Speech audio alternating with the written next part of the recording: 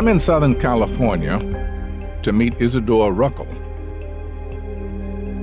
Isidore grew up in a Romanian orphanage and didn't experience the love most of us take for granted, the love of a parent. You were born in Romania. That is correct. But you wound up in an orphanage at an early age. I did. My parents took me to a hospital to be treated for my flu or cold. The doctor gave me an injection, and instead of the needles being sterilized and disinfected, it was used time after time on children after children, and I contracted polio. So my parents said, "What on earth did you do to his leg? His leg is dead, can't move it anymore." The doctor said he'd have to stay here for a couple of weeks. Once my parents left me there, they never came back. At the age of 3 years old, I was put in the hospital for the irrecoverable children and grew up there until I was 11 years old.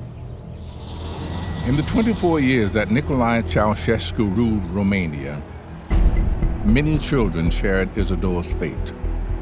Ceausescu decreed that every family must have at least 5 children or pay an extreme tax penalty.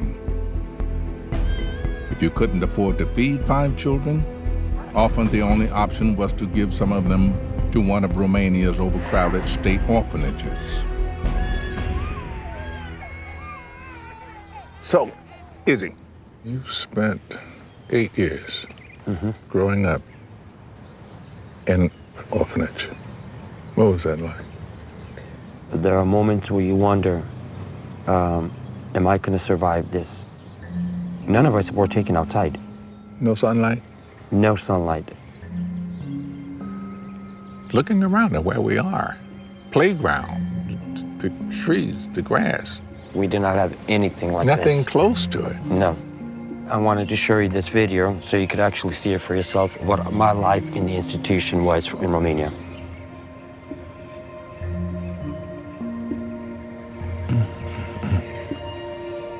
I mean, even the building from the outside looks intimidating. When you walk into the building, it smelled nothing but soaked urine and feces.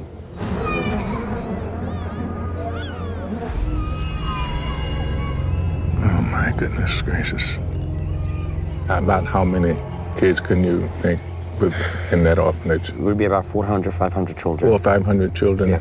and not nearly enough people to look after No. them.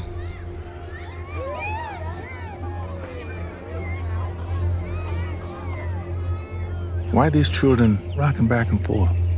Because children were never held as infants, and they were developing ways to nurture themselves, and walking back and forth was one of the ways.